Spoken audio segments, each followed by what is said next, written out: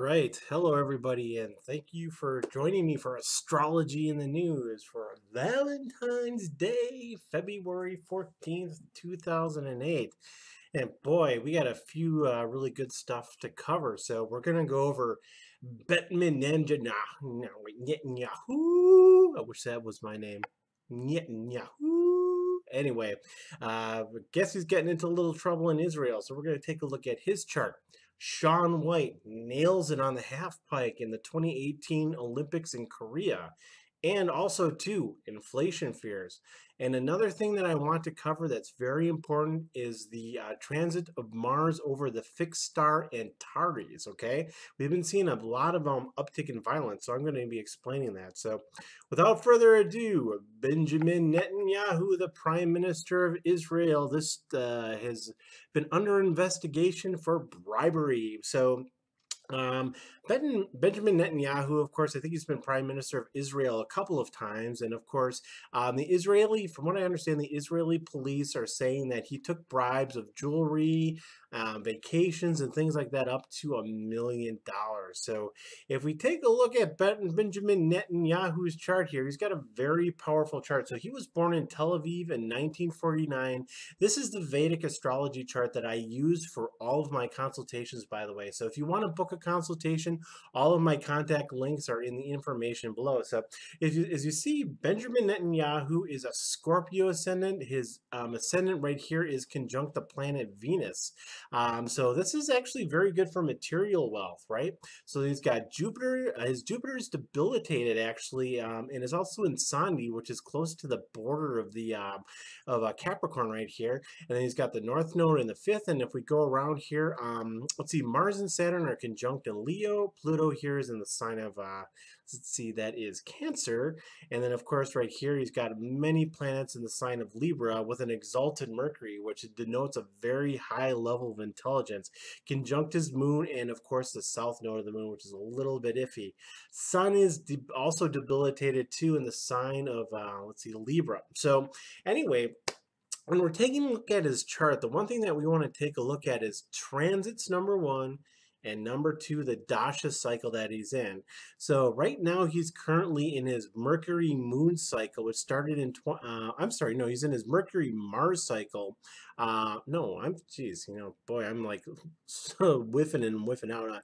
No, actually he is in his Mercury Mars cycle. No, I'm sorry, he's in Mercury Rahu. Okay, so never mind. The man behind the curtain. Anyway, he is in his Mercury Rahu, and this just started in December. So if we take a look at his chart, we want to look at the placement of Mercury and the placement of Rahu. So his Mercury right here is actually, this is probably going to be one of the most productive times in his life because his Mercury is exalted. It's in the 11th house. This is great for money. This is great for networking. It's conjunct the moon. Now, it's also aspected, though, by the north node of the moon. And the north node of the moon is in the sign of Pisces in his fifth house. So what we want to do is when we're looking at scandals and things like that, we want to look at the eighth lord. And so in this case, the eighth lord is going to be the sign of, we count the houses here. So it's 1, 2, 3, 4, 5, 6, 7, 8. The eighth lord is the sign, or the eighth sign is the sign of Gemini, which is ruled by Mercury. So the eighth house rules stuff like scandals, sudden surprises, and things like that. So of course he is going to run into this stuff during his Mercury dasha because it does rule. Mercury rules his 11th house, but it also rules his eighth house. So there's kind of like a give and take of that. So it's as far as like the benefits of it, it's kind of like a mixed bag. So yeah, you do have a little bit of the gains of the 11th house, but there's somewhat negated by the 8th house. So is this going to bring him down? Well, the one thing, if we look at transits, the north node of the moon right now is getting very close to his Pluto here, and this is in the 9th house. So if I'm looking at this, this doesn't look very good for Benjamin Netanyahu. He would need something like a Jupiter aspect. Okay, so he does have a Jupiter aspect here. It's a debilitated Jupiter's aspecting this house. So that takes a little bit of the pressure off of it. And then also, too, the transiting Jupiter here is right in Scorpio, which is going to be going through his first first house. So, okay. So actually, I think that he's actually going to be okay because the transit of Jupiter going through his first house of Scorpio is going to negate a lot of the ill effects.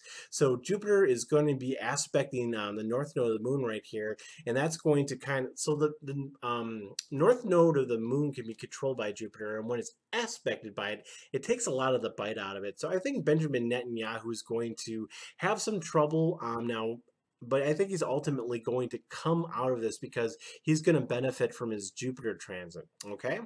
So let's see. The next thing, of course, if you haven't watched the Winter Olympics, I watched Shaun White nail that half pike, man. He did those 2:10:40s and he just nailed this. And it was probably one of the better snowboarding performances. And of course, he won his third career gold medal. So congratulations to Shaun White, right? So let's take a look at Shaun's birth chart. So Shaun's got a couple of things going on here. His north node of the moon is transiting his first house. And so if we look at where he actually is in his moon Jupiter phase right here. And this started in I'm sorry, gee, I keep messing the dates up here. No, he's actually in his moon Rahu phase right now. And this is actually going to be ending in November here. I keep forgetting that it's 2018, man. Time flies. So this is actually going to be ending in November. So if you look at where the moon is in his chart, it's in the second house, then the second house of gains.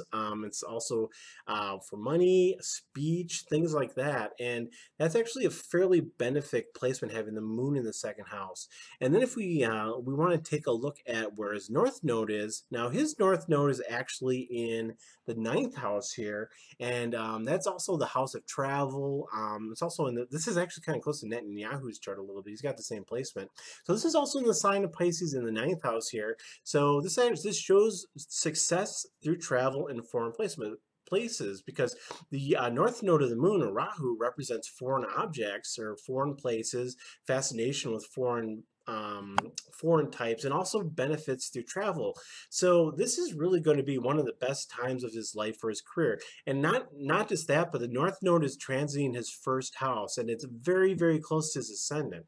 So this is something that's a very good indicator of success. A lot of people look at the north node of the moon as something that's a bad thing, but what it does is it drives desire, it drives passion, it drives our will to succeed. And so sometimes if there's too much of this energy, it can really make life miserable depending where it's placed. But if it's in a place in like a good house, like the second house of money, you're going to see somebody be extremely successful. If it's in the ninth house of travel and things like that, you're going to see somebody do well on foreign soil. So I think this is really where his chart is becoming active here. Now, of course, the economy, the economy, the economy. What a crazy time for the economy. I mean, this year we are going to be seeing a lot of ups and downs in the economy. It's going to be one of those years where one day, of course, it'll be doing well, and then another day it will not be doing well. So there is a way that we could take a look at the mundane chart to get a good idea of what the economy is doing. So here we say consumer prices jump and people are starting to worry about inflation. And I actually think this fear is very well warranted. So this is actually the chart of Washington right now. And so what we want to pay attention to in the economy is where Jupiter and Saturn are placed. So Jupiter right here is in the sign of Scorpio, and it's going to be creeping over, I'm sorry, it's in the sign of Libra, and it's going to be creeping over into Scorpio, right? And then also too, Saturn right here is in the sign of Sagittarius. So the major thing that we want to pay attention to is when Jupiter creeps into Scorpio here in a couple of days, I think that's going to trigger inflation because wherever Jupiter is in the chart, it tends to magnify it. And it's also too going to be in like a 12 houses away from Saturn, which is shows it's like the house of loss, right? So if you think about it, Jupiter being in the sign of loss shows loss through inflation because Jupiter is inflating the price of our currency. So really what's kind of interesting though, what we want to pay attention to is Saturn is creeping up here on Pluto. And if you've been following me on my Periscope channel, I've been talking about the coming restructuring in the United States government. So what's going to happen over the next couple of years is all these planets are going to work their way here into the sign of Sagittarius. This is going to be Saturn, Mars, Jupiter, the nodes of the moon here. I think Mercury is going to be, I think everything except Venus is going to be in that sign. And this is the first house to the United States of America. So when all of this stuff comes together in December, I think it's 20, yeah, next year, right? This is going to be very quick. The government is going to need to be restructured, and I think it's going to revolve around money, okay? And this also, too, when Saturn gets close to Pluto, the United States is going to be going through a Plutonian return, which happens pretty much once every 252 years, and we're getting close to that point. So that's kind of like Pluto almost dictates the rise and fall of empires. So, it's really fascinating stuff. Now, one thing that I do want to talk about again is Mars.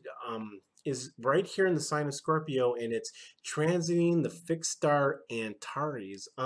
Antares is one of the four royal fixed stars in the zodiac, and it represents violence and warfare. And Antares sits at about 16 degrees of Scorpio here. And this is now, this, keep in mind, I use the Vedic zodiac, okay? This is going to be a little bit different. This is actually in the sign of Sagittarius in the tropical or Western zodiac. So whenever Mars transits this fixed star, there's always an uptick of violence in the world. And of course, this last week we saw Israel's coming to war with Iran. They shot down a drone. We saw the massive school shooting today. So you want to pay attention to the position of Mars and how Mars interacts with fixed stars and other planets. Another fixed star that can bring a lot of violence is Algol, okay? And so it's in that one though, that's not going to be for another year. Now, this actually transits every 2 years, so it's not an uncommon transit, but it's something that you need to pay attention to, especially if you have this in your chart. So, all right, everybody, I want to say thank you for joining me on this live stream. Of course, if you want to check me out on Periscope, the link is down there. It's at no BS under. Oh, wait, it's at no_BS yoga, and my website is nobsyoga.com if you want to book a consultation with me. If you do book a consultation with me, you will get this chart, and we will go over your chart in great depth. So and you get pretty much all my attention. I record all of my sessions, and then I send you a recording afterward. And of course, it's 50 for a half hour and 80 for an hour, which is a really good deal. So I really hope people that decide to take advantage of that. So, all right, everybody, have a great day, and hopefully I will see you later.